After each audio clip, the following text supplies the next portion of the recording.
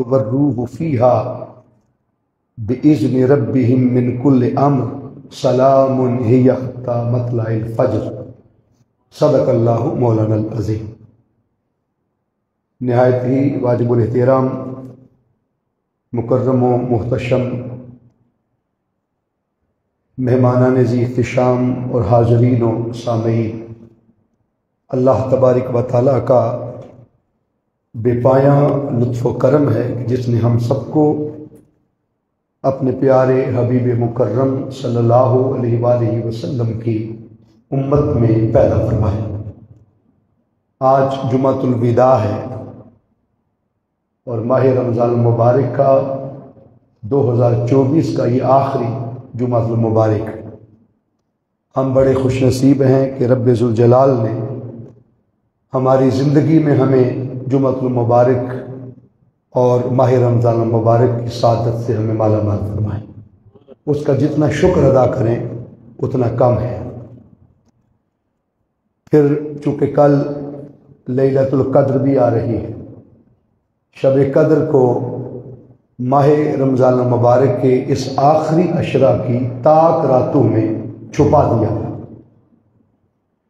اس چھپائے جانے کے اندر بھی امت کا بھلا تھا، اور آپ کو معلوم ہونا چاہیے کہ آقا دو جہاں صلی اللہ علیہ وآلہ وسلم امت کو بتانے کے لیے گھر سے نکلے کہ میں بتا دوں کہ کون سی شب قدر ہے۔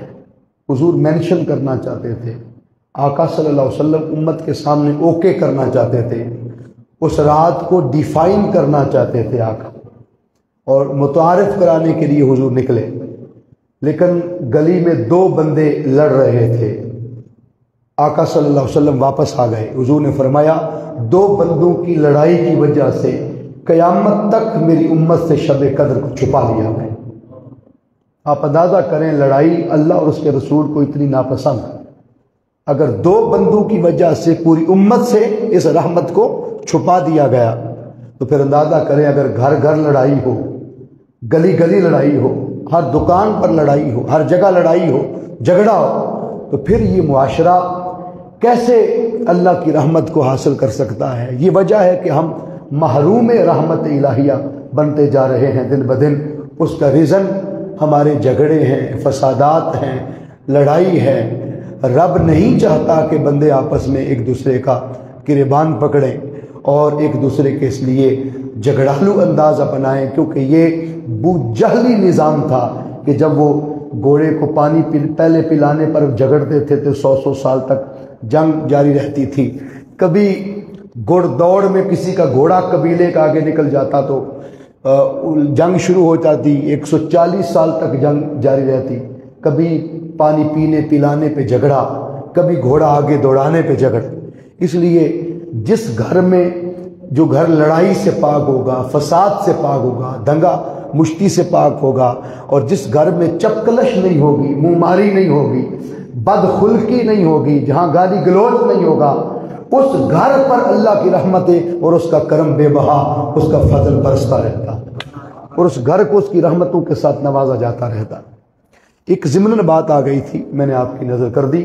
خیر، اس کے چھپائے جانے میں بھی امت کے لیے بھلا تھا کہ ممکن ہے کہ اگر ایک رات اسپیسیفک ہو جاتی، اس کو مخصوص کر دیا جاتا، ایک رات کو خاص کر دیا جاتا، تو ممکن تھا جو اس رات میں نہ جاگ سکتا وہ اس رات کی رحمت سے محروم رہ جاتا۔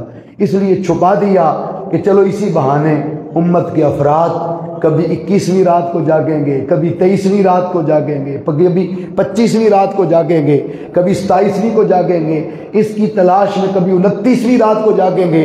تو کئی راتوں پر امید لگا دی۔ کیوں؟ رب کہتا ہے لا تقنطوا من رحمت اللہ، میری رحمت سے کبھی نا امید نہ ہو، میری رحمت کے لیے ہر وقت امید کے دامن پھیلائے رہنا۔ حاضرین محترم، آج چونکہ شب قدر کا موضوع ہے، لیلۃ القدر، اور اس کو شب توبہ بھی کہتے ہیں۔ توبہ کی رات ہے، بخشش کی رات ہے، مغفرت کی رات ہے، فضائل و مراتب کی رات ہے، حکم و معرفت کی رات ہے۔ اس رات کی فضیلت اگر پوچھنی ہو تو اس سے بڑی فضیلت اس رات کی کیا ہو سکتی ہے کہ رب ذوالجلال نے پوری سورت قرآن کی شب قدر کی نظر فرما دی۔ پوری صورت اینڈ تک اسی کا ذکر ہے۔ حالانکہ ہوتا یہ ہے کہ کسی موضوع پر ایک آیت نازل ہوتی ہے، کسی پر 2 آیتیں نازل ہوتی ہیں، یا ایسا موضوعات بھی ہیں قرآن پاک میں کہ وقتاً فوقتاً مختلف جگہوں پر رب ذوالجلال قرآن مجید کی کبھی سورۃ البقرہ میں کسی کا ذکر کر دیتا ہے، کبھی سورۃ النجم میں، کبھی سورہ طور میں، تو اس کو مختلف صورتوں میں پھیلا دیا جاتا ہے۔ لیکن یہ ایسا موضوع ہے کہ جس کو رب نے شروع بھی پہلی آیت سے سورۃ القدر کی شروع کیا اور آخری آیت تک اسی کا تذکرہ کیا، پوری سورت لیلۃ القدر کے نام کر دی اور پھر اس کا نام بھی سورۃ القدر رکھا۔ اللہ رب العزت نے قرآن مجید فرقان حمید میں ارشاد فرمایا انا انزلناہ فی لیلۃ القدر۔ اللہ فرماتا ہے کہ اس رات کی عظمت کا ایک اندازہ اس بات سے بھی لگا لو کہ ہم نے اپنی صفت کلام یعنی قرآن پاک ہم نے اس شب قدر میں نازل فرمایا۔ اس شب قدر میں اللہ نے اپنی صفت نازل فرمائی۔ اب کلام جو ہے نا قرآن پاک، یہ کیا ہے؟ بولو، رب کی صفت، بول دیں اللہ کی صفت، کلام اس کی صفت ہے۔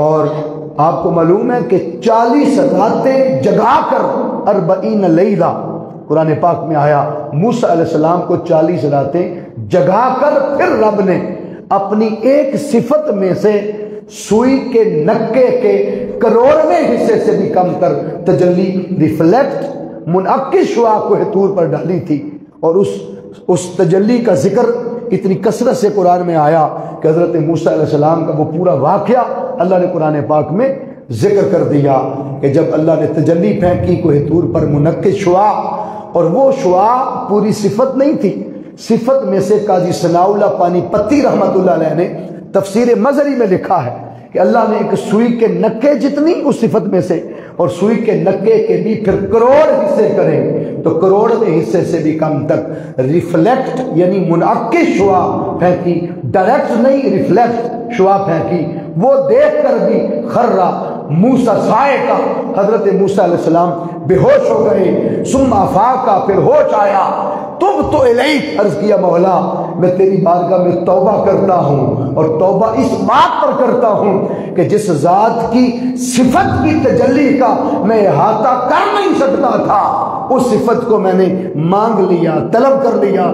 تو کیا کہنے ہیں معراج کی رات آمینہ کے لال کے کہ مصطفیٰ نے معراج کی رات رب کی ایک صفت نہیں، انکاؤنٹیبل، لامتناہی اور بے حساب صفات کو بھی دیکھا اور خدا کی ذات کو بھی دیکھا۔ اس حبیب کا کیا کہنا جس نے مصطفیٰ نے خدا کی ذات کو بھی دیکھا اور کل صفات کو بھی دیکھا۔ حاضرین محترم، بات یہ تھی کہ صفت میں سے ایک سوئی کے نکے کے کروڑویں حصے سے بھی کم تر وہ ریفلیکٹ اور منعکس شعاع اترے، تو رب اس کے اتنے چرچے کلیم کے ساتھ ان ریلیونٹ کر کے بیان قرآن میں فرما دے۔ آپ اندازہ کریں جس میں رب نے پوری صفت کلام قرآن نازل فرما دیا، اس رات کا احاطہ کون کر سکتا ہے؟ اس رات کا اندازہ کون لگا سکتا ہے؟ اور اس کا ٹائٹل، اس کا عنوان رب نے رکھا لیلۃ القدر۔ ذرا بولیے، شاباش، اونچا بولیے، لیلۃ القدر، جس کو آپ عرف عام میں اردو میں شب قدر کہتے ہیں، قدر والی رات، عزت والی رات۔ اب قدر کے مختلف معنی ہیں قرآن و حدیث میں۔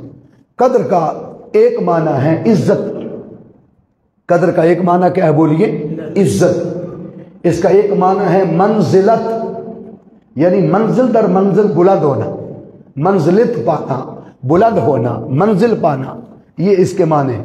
تو آپ نے دیکھا کہ قرآن مجید کا جب پہلا معنی ہو نا قدر، تو لیلۃ القدر بنے گا قدر والی رات، یعنی عزت والی رات۔ صحابہ کہتے ہیں کہ جو اس رات میں جاگ لے، اس رات کی قدر کرے، اس رات کا اہتمام کرے، اس رات کا انتظام کرے، اس رات رب سے توبہ کرے، استغفار کرے، اپنے رب کے حضور قیام، رکوع، سجود میں وقت بسر کرے، نوافل کی کثرت کرے، بندگی کرے، آہ سحرگاہی کرے، آہ شب زندہ داری کرے، زیام، قیام، رکوع، سجود اپنے رب کے حضور جھکے، اس رات اس کو منائے، آہوزاریاں کرے، آنسو بہائے، تڑپے پھڑکے اپنے رب کے حضور پیش ہو، تو رب ذوالجلال اس رات کی قدر کرنے والے بندے کو قدردان بنا دیتا ہے۔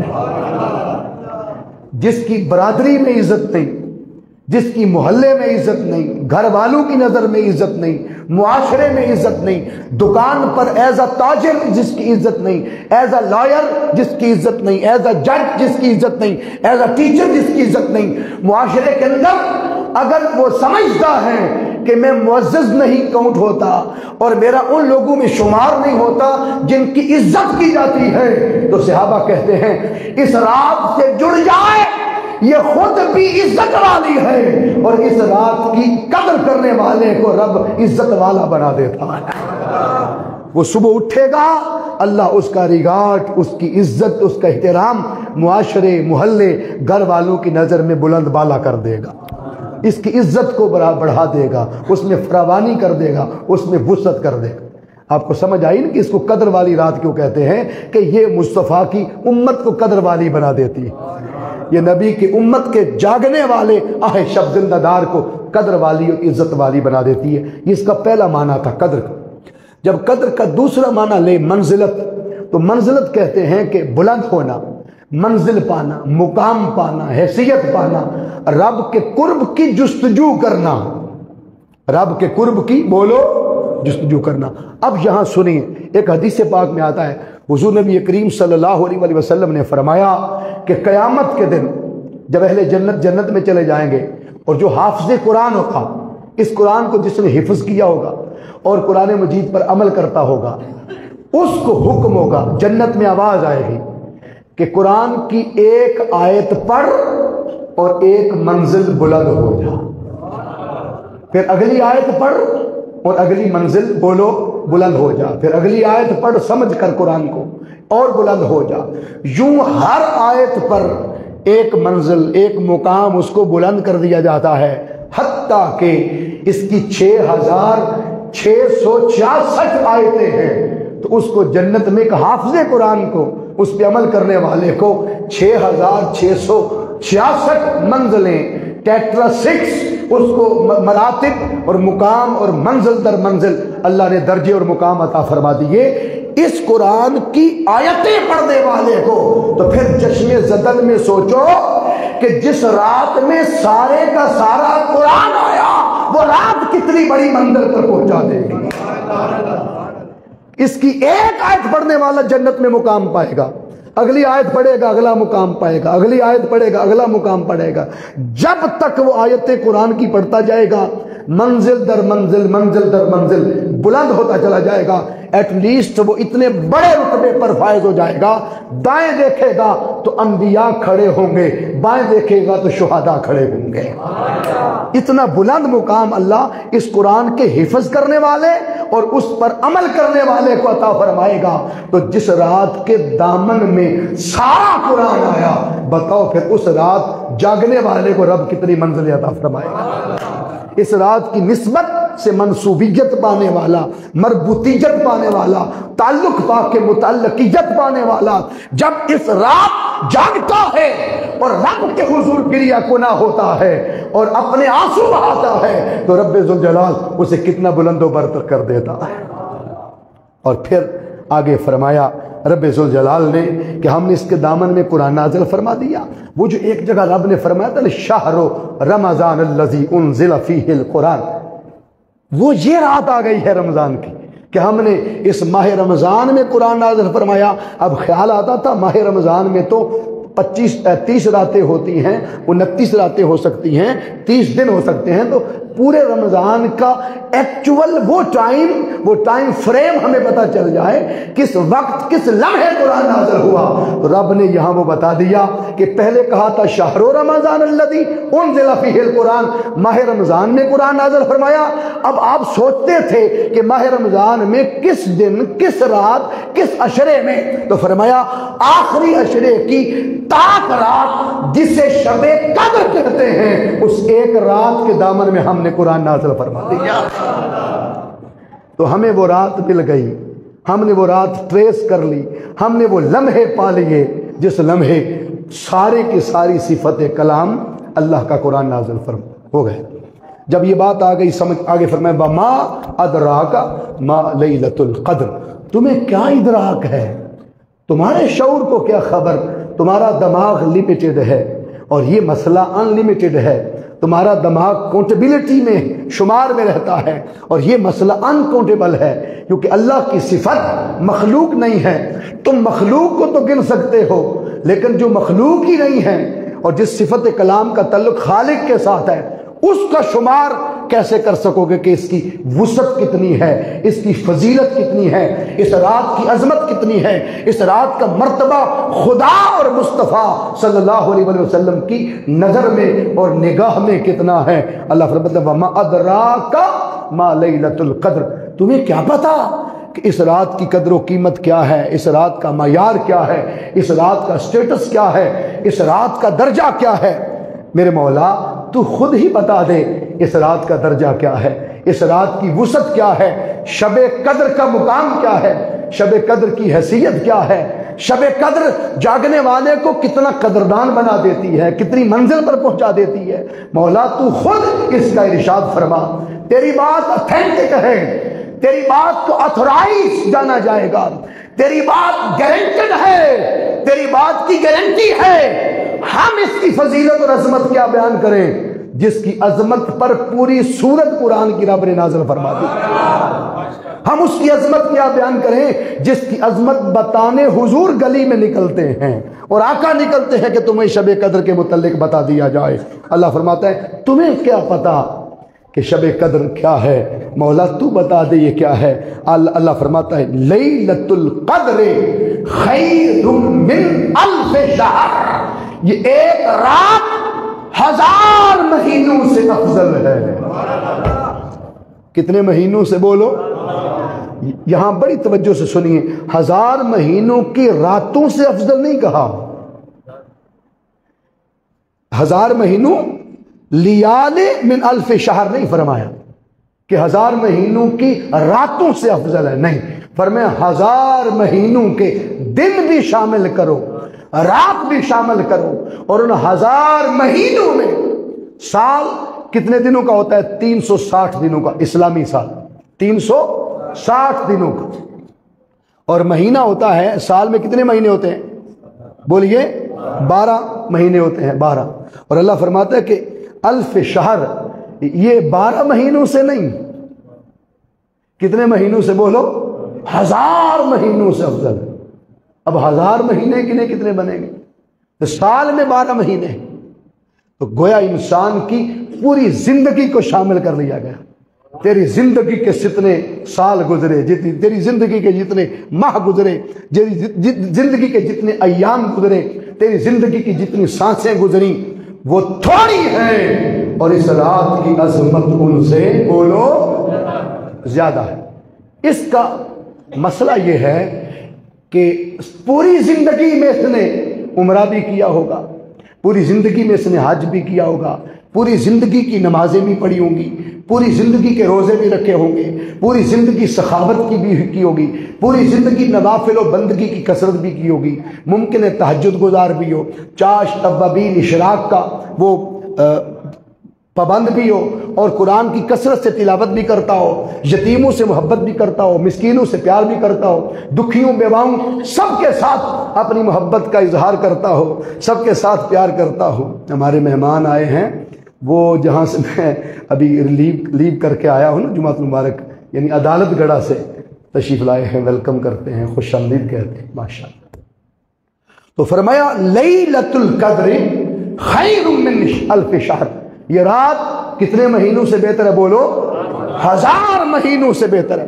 اب 1000 مہینوں کو اب تقسیم کر لیں، کتنے سال بنتے ہیں، کتنی زندگی کی سانسیں بنتی ہیں، اور انسان کس حیثیت اور کس مقام اور کس درجے پر اس کی کوٹیبلٹی کر سکتا ہے۔ تو فرمایا یہ 1000 مہینوں سے بہتر ہے۔ 1000 مہینوں میں تیرے دن بھی آ گئے، راتیں بھی آ گئی، گویا فار ایور لائف، پوری زندگی جو تو عبادتیں کرتا رہا، ریاضتیں کرتا رہا، مشقت کرتا رہا، جدوجہد کرتا رہا، اسٹرگل کرتا رہا، اللہ کے حضور جھکتا رہا، آہ سحرگاہی کرتا رہا، اپنے رب کو مناتا رہا، علم و عمل و معرفت و آگہی میں زندگی بسر کرتا رہا۔ جو تو نے زندگی میں ادب سیکھا، عشق سیکھا، پیار سیکھا، محبت سیکھی، راز ادب سیکھا، زندگی بھر جو کچھ عبادات اور بندگی میں کرتا رہا، وہ تیری ساری زندگی کی عبادتیں ایک طرف اور اس رات کا جگرتا ایک طرف، اس رات کی عبادت ایک طرف، اس رات کی حیثیت ایک طرف، اس رات کی وقت ایک طرف، اس رات کا مقام ایک طرف، اس رات کی حیثیت ایک طرف۔ ممکن ہے زندگی بھر کی عبادتیں تیری بخشش کا وہ سامان نہ دے سکیں جو رب اس رات میں تجھے بخشش کا نور عطا فرما دے، جو اس رات رب تجھے بخشش کے انوار سے مالا مال کر دے، اور رب تجھے بخشش اور مغفرت اور توبہ کا وہ مقام اور وہ حیثیت عطا فرما دے، اس رات کے صدقے تیری زندگی کا رخ پلٹ کے رکھ دے، زندگی کا رخ بدل کے رکھ دے۔ ممکن ہے ساری زندگی تیری زندگی میں چینج نہ آیا ہو، تبدیلی نہ آئی ہو، اس رات اللہ فرماتا ہے میرے حضور خلوص سے نیت سے ایک سجدہ کرنا تیرا کام ہے، تیری زندگی کا رخ بدل دینا ہمارا کام ہے، ایک بار توبہ کرنا تیرا کام ہے، زندگی بھر کی خطائیں معاف کر دینا میرا کام ہے۔ اللہ فرماتا ہے اس رات ایک بار میری طرف آنا تیرا کام ہے، ساری زندگی اپنی رحمت سے، اپنے فضل سے، اپنے کرم سے، اپنی عنایتوں اور اپنی عطا سے تجھے ہمیشہ نوازتے رہنا رب فرماتا ہے میرا کام۔ یہ وہ رات ہے نا جو 1000 مہینوں سے بولو افضل ہے اور بہتر ہے۔ عام روٹین کے ماہ و سال، روٹین کے شب و روز میں اللہ فرماتا ہے جو روٹین کے ہیں، روٹین کے اس میں رب فرماتا ہے، بخاری شریف کی حدیث ہے، صحیح ستہ کی معتبر حدیث ہے اور حدیث قدسی ہے، اللہ فرماتا ہے جب میرا بندہ مجھ سے بخشش لینے کے لیے، توبہ کرنے کے لیے، رجوع اللہ کرنے کے لیے، میری طرف آنے کے لیے، روٹین کی راتوں، لیلۃ القدر کی بات یہاں نہیں ابھی ہو رہی، عام راتوں میں، عام دنوں میں میرا بندہ ایک قدم چل کے میری طرف آتا ہے بخشش مانگنے، اللہ فرماتا ہے مجھے اپنی عزت کی قسم میں 70 قدم اس کی طرف چل کے اسے بخشش عطا کرتے آتا۔ پھر بتائیں یہ لیلۃ القدر کی بات بولو نہیں ہو رہی، ابھی عام راتوں کی بات ہے۔ فرماتا ہے میں اتنا کریم ہوں، میں اتنا رحیم ہوں، میں اتنا رحمان ہوں، میں اتنا بڑا تواب ہوں، میں اتنا بڑا ستار ہوں، جو جتنا بھی پاپی ہو، گناہگار ہو، ایک قدم چل کے میری طرف آئے بخشش لینے کے لیے، میں رب ہو کے 70 قدم چل کے تجھے بخشش عطا کرنے آتا ہوں۔ اور ایک حدیث قدسی میں ہے اللہ فرماتا ہے کہ جب میرا بندہ بخشش لینے کے لیے میری طرف چل کے آتا ہے تو میں بخشنے کے لیے اس کی طرف دوڑ کے آتا ہوں۔ یہ کن راتوں کی بات ہے بولو؟ عام راتوں کی، عام دنوں کی، کہ میرا بندہ چل کے آیا میں دوڑ کے آیا، میرا بندہ سلو اینڈ سٹڈی آیا میں اس کی طرف دوڑ کے آیا، میرا بندہ ایک قدم آیا میں 70 قدم، اور اللہ فرماتا ہے کہ میں تیری ایکول عطا نہیں کرتا، تیرا قدم تیری حیثیت کے مطابق ہے، میرا قدم میری شان کے مطابق ہے، تیرا چلنا تیری حیثیت کے مطابق ہے، میرا دوڑ کے آنا میری قدرت کے مطابق ہے، میری شان کے لائق ہے۔ تو عام دنوں میں، عام راتوں میں میں دوڑ دوڑ کے تجھے بخشنا چاہتا ہوں، میں آ کے تجھے بخشنا چاہتا ہوں، تو ایک قدم آئے میں 70 قدم اپنی شیان شان اٹھا کر تجھے بخشنے کے لیے تیری طرف آنا چاہتا ہوں۔ تو چشمے زدن میں سوچو، چشمے تصور میں سوچو، عقل کے سارے گھوڑے دوڑا دو، جہاں عقل جماتے جائے اس سے آگے ذرا سوچو، تصور کرو، خدا کی قسم اس کی عام راتوں، عام دنوں میں عطا کا عالم یہ ہے تو جس ایک رات کو اس نے خود کہا کہ لیلۃ القدر خیر من الف شہر، یہ ایک رات 1000 مہینوں کی عبادتوں سے 1000 مہینوں کی فضیلت سے، 1000 مہینوں کی عظمت سے، 1000 مہینوں کی قدر سے، 1000 مہینوں کے علم سے، 1000 مہینوں کے عمل سے زیادہ وقت، زیادہ حیثیت والی ہے، تو پھر بتاؤ جسے میں نے بنایا ہی لیلۃ التوبہ ہے، اس میں میری بخشش کا عالم کیا ہوگا؟ اس میں میری عطا کا عالم بولو کیا ہوگا؟ جاگ تو صحیح، آ تو صحیح، مجھے منا تو صحیح۔ اور آقا نے فرمایا جو اس رات 2 رکعت نفل پڑھے، رب کائنات اس کی زندگی کے سابقہ سارے گناہوں کو بخش دیتا ہے۔ جس رات کے 2 رکعت نفل اس حیثیت پر ہیں، پھر اس کا مقام آگے کیا ہوگا؟ جو ساری رات جاگے، جو اس رات قرآن کی تلاوت کرے۔ اس رات کا سب سے بڑا وظیفہ یہ ہے کہ قرآن اس رات کثرت سے تلاوت کیا جائے، اور یہ تلاوت کرتے ہوئے خیال رکھا جائے کہ یہ ایک طرف ذکر خدا بھی ہے اور قرآن نعت مصطفیٰ بھی ہے۔ حضور کی نعت سمجھ کے اس قرآن کو بار بار پڑھے۔ یہ 1000 مہینوں سے بولو بہتر ہے، بولو نا 1000 مہینوں سے۔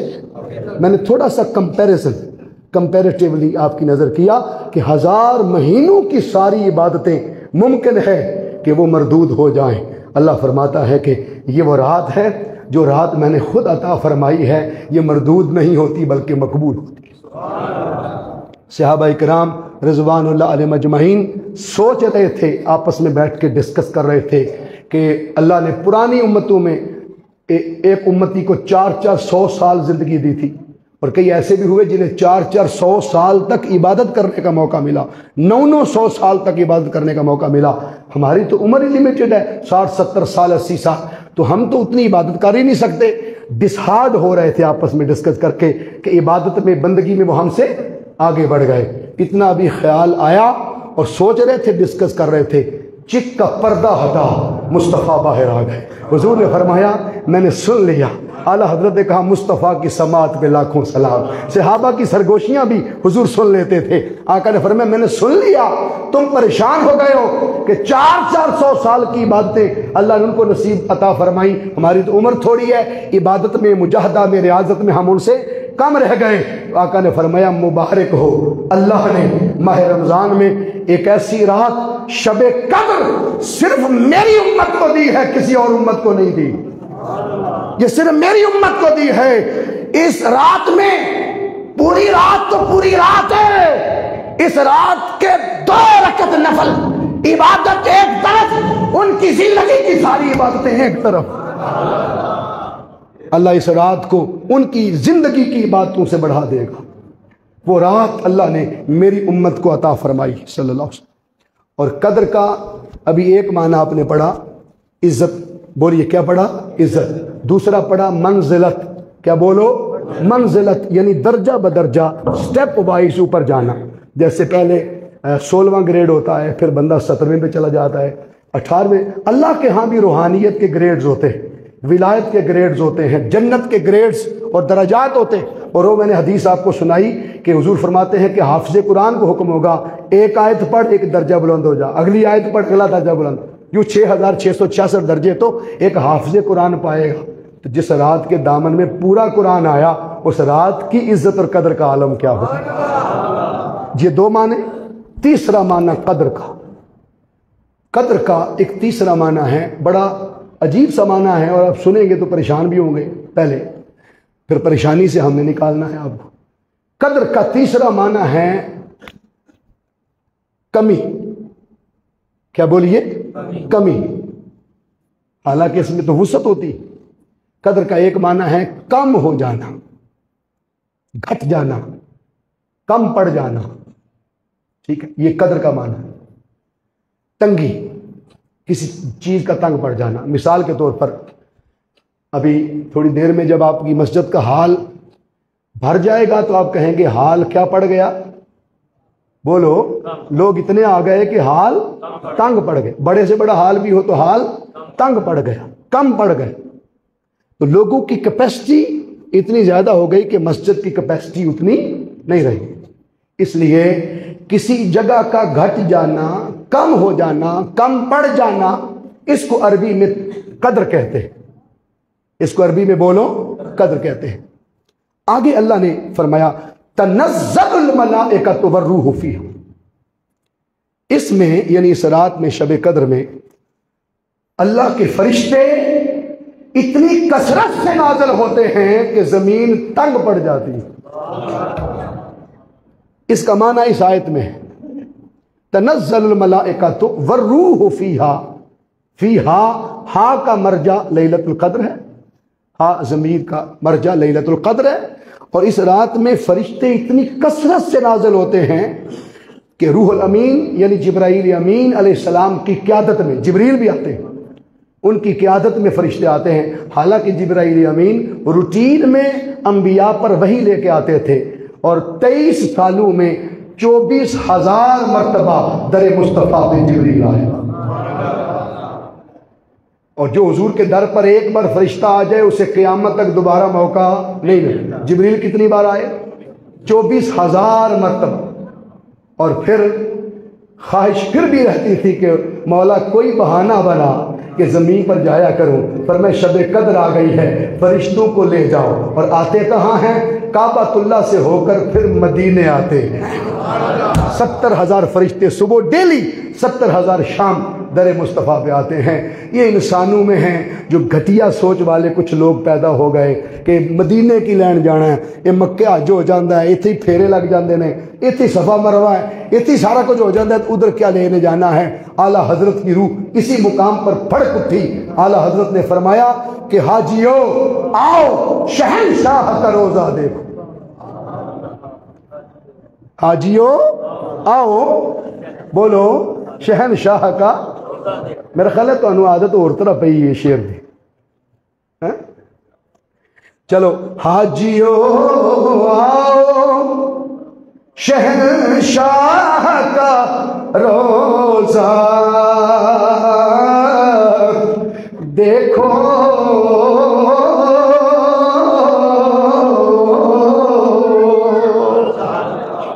حاجیو شہنشاہ کا روزہ دیکھو، کعبہ تو دیکھ چکے اب کعبے کا کعبہ دیکھو۔ دیکھا نا اتنے گڑ کدے جی، کعبہ تو دیکھ چکے اب کعبے کا کعبہ دیکھو، کیونکہ جس طرف کو نظر نہیں آتے ہم وہ رستہ ہی چھوڑ دیتے ہیں، کعبہ بنتا ہے اس طرف ہی ریاض، رخ جدھر کو موڑ دیتے ہیں، رخ جدھر کو وہ موڑ دیتے ہیں۔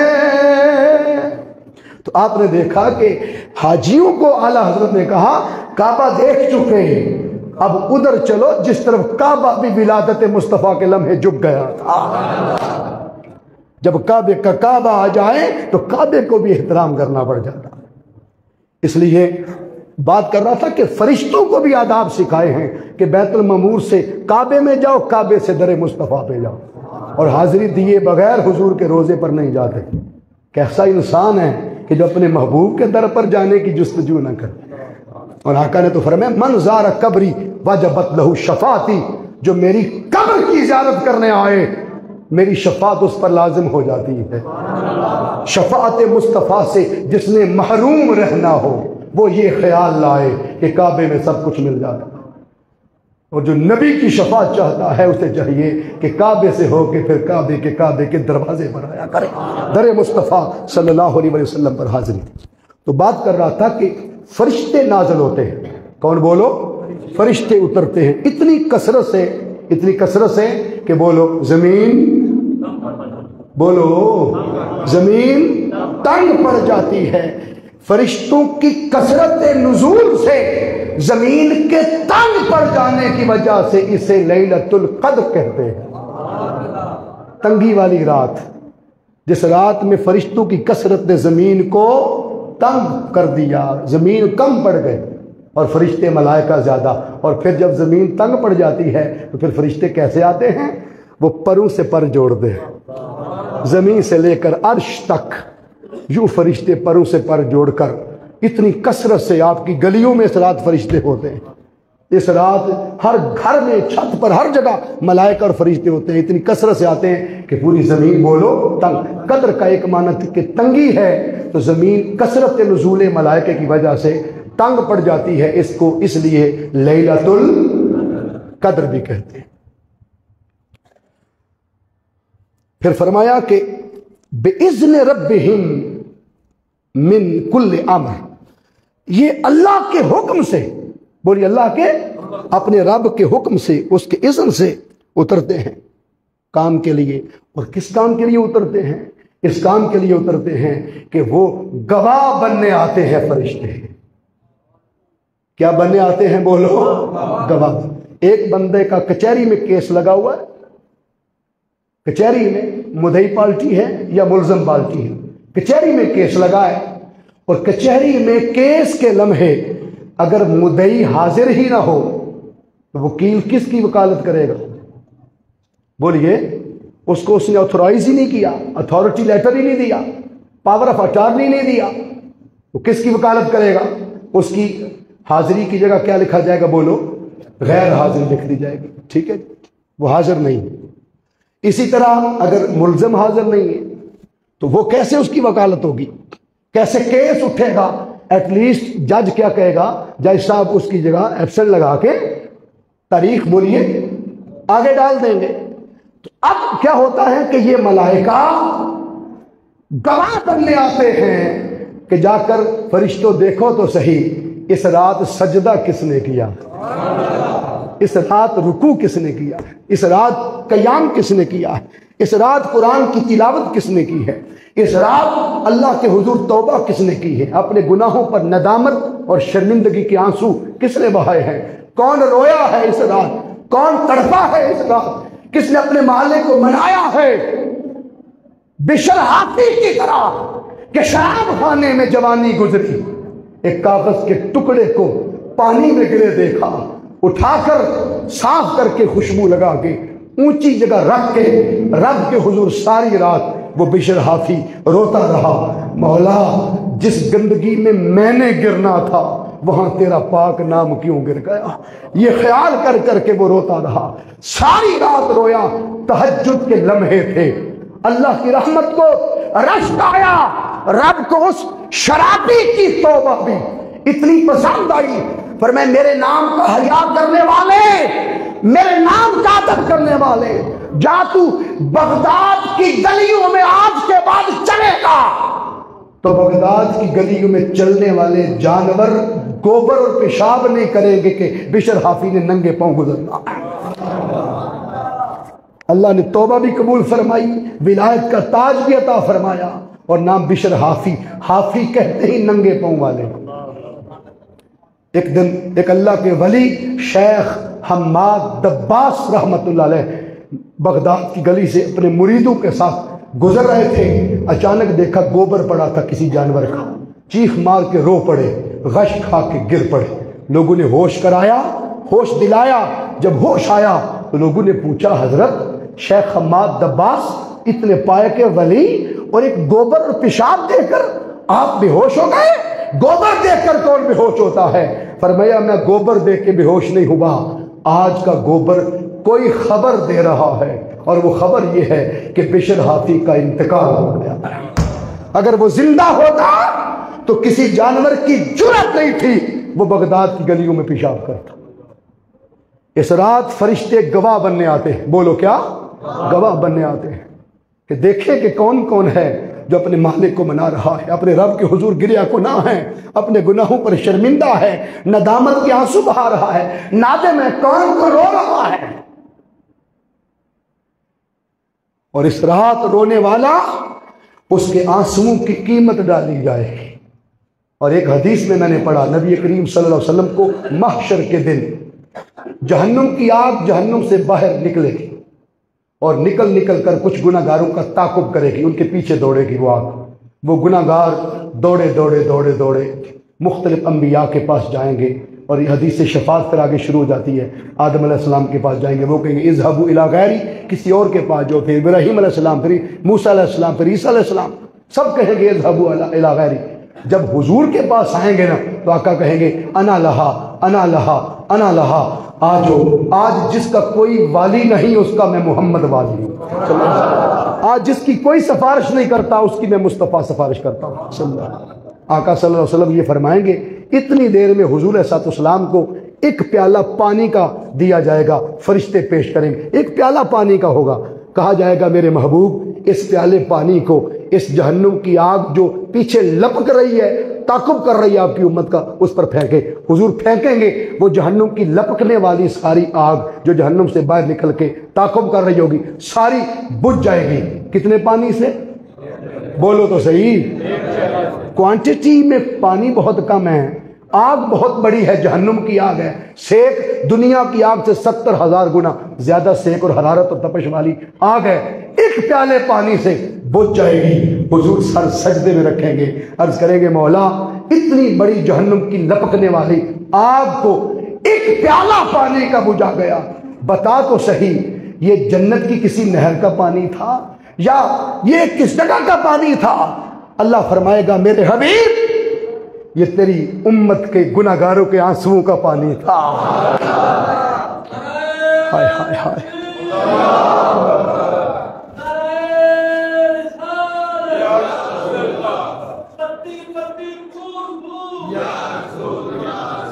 ہمارے استاد سر سلیم صاحب بیٹھے. سر آپ اگلی صف پہ آگے تشریف.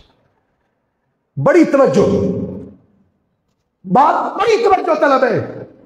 گناہگاروں کے آنسو اتنے قیمتی ہیں رب کی نظر میں.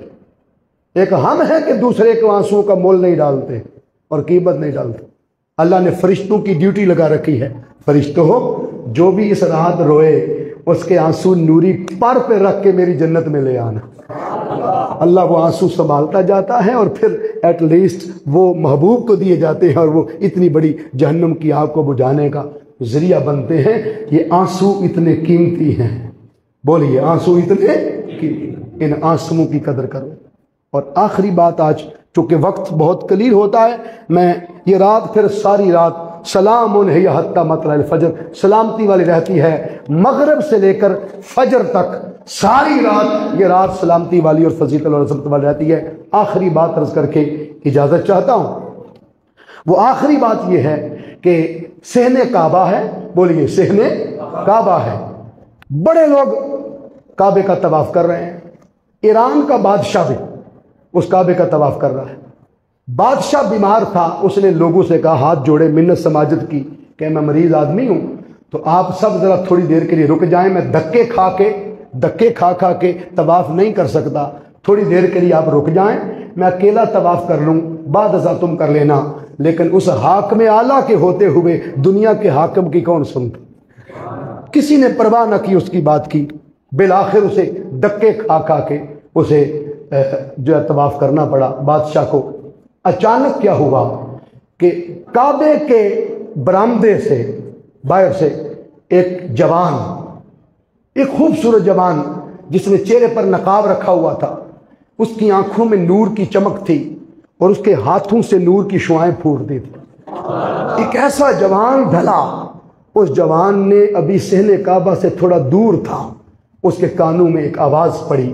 کعبے کے طواف کرتے لوگ کہہ رہے تھے لبیک اللہم لبیک لا شریک لک لبیک ان الحمد والنعمت لک والملک لا شریک لک. لبیک لبیک لبیک کی جب صدا اس نے سنی, لبیک کا معنی ہے مولا میں حاضر ہوں, مولا میں, تو حاضری کے لیے کچھ تو پاس ہونا چاہیے نا. اگر کپڑے گندے مندے ہوں اور بندہ جا کے ٹیچر سے کہے کہ میں حاضر ہوں تو بولیے اس کی حاضری فوری قبول ہو جائے گی؟ وہ کہا تیری وردی کدھر ہے, یونیفارم کدھر ہے, تیرا جوتا کدھر ہے, تو گندے مندے کپڑے پہن کے آ گیا, اس کی کلاس لگ جائے گی.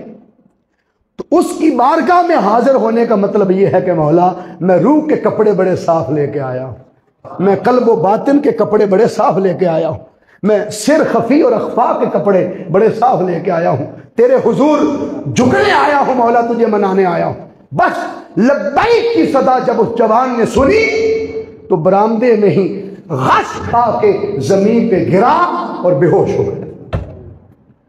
2-3 घंटे तक وہ جو طواف کر رہے تھے نا لوگ، ان کا طواف چھوٹ گیا. وہ طواف چھوڑ کر اس جوان کے گرد گھیرا ڈالتے. اس کے رونے میں اتنا درد تھا کہ لوگوں کا کعبے کا طواف چھوٹ گیا. اس کے رونے میں اتنا درد تھا، اور روتے ہوئے معلوم کیا کہتا تھا وہ جوان؟ وہ کہتا تھا مولا میرے اتنے گناہ ہیں کہ تیرے آسمان کے اتنے ستارے نہیں. میرے اتنے گناہ ہیں کہ دنیا کے اندر موجود درختوں میں تیرے اتنے پتے نہیں ہیں جتنے میرے گناہ. میرے اتنے گناہ ہیں کہ مولا تیرے سمندروں میں اور دریاؤں میں پانی کے اتنے قطرے نہیں ہیں جتنے میرے گناہ. ایمانداری سے بتائیں یہ بات تو ہمارے کہنے والی تھی نا؟ بول دے ذرا، بولے ٹھیک ہے نہیں؟ ہمارے ہیں کہ نہیں اتنے گناہ؟ کہا مولا تیرے ریگستان میں ریت کے اتنے ذرے نہیں اتنے میرے گناہ، اور اتنے میرے گناہ ہیں کہ انسانوں کے اتنے سر نہیں، درختوں کے اتنے پتے نہیں. بار بار وہ دہراتا، روتا، پھر بے ہوش ہو جاتا، پھر اٹھتا، پھر بے ہوش ہوتا، پھر گرتا. لوگ پانی ڈالتے اس کے چہرے پر، اس کو خوشحال کر دے، پھر وہ اٹھتا جوان، پھر روتا، پھر گرتا، پھر تڑپتا.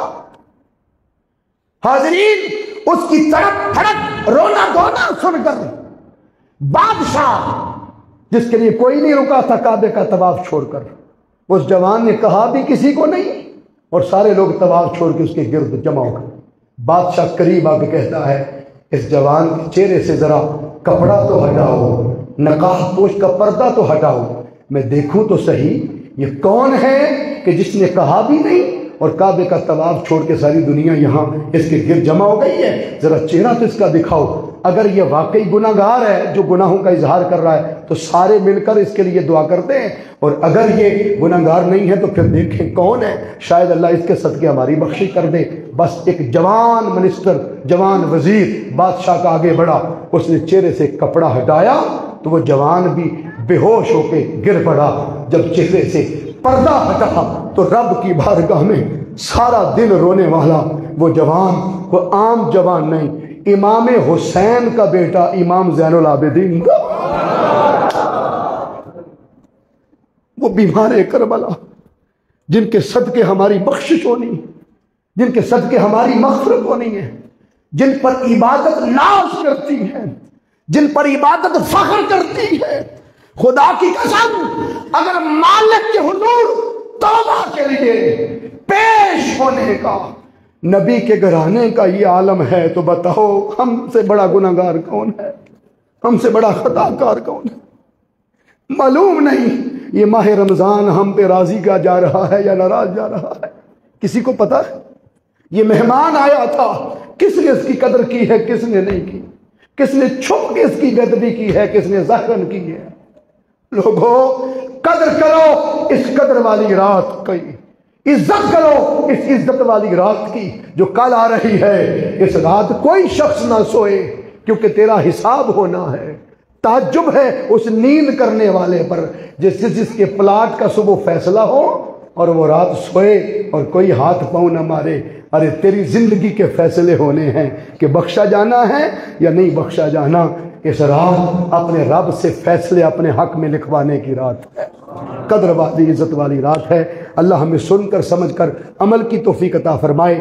حاضرین مجھے چونکہ روٹین کا پتہ نہیں تھا اور آپ کی مسجد میں پچھلے جمعہ مبارک پر بھی مجھے انتظامیہ نے اشارہ دیا، لیکن مجھے وہ اشارہ بھی سمجھ نہیں آیا، اور اس دفعہ پورا سمجھ آیا ہے کہ آپ لوگ ماہ رمضان میں اس مسجد کی جو خدمت کرتے ہیں. اور یہ چونکہ پیچھے حال میں نے دیکھا ہے، پچھلے جمعے میں نے وزٹ کیا، پیچھے میں گیا اور خود دیکھا کہ وہ انکمپلیٹ ہے، بننے والا.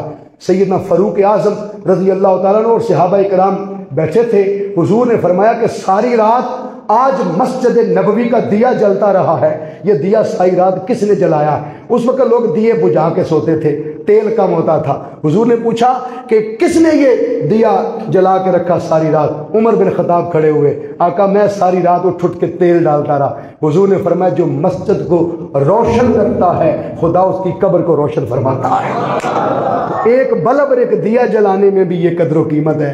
تو مسجد کے لیے یقیناً انتظامیہ نے کہا کہ پیچھے سیمنٹ سریا جو کوئی دے سکتا ہے، آج کوئی بندہ پیچھے نہ رہے.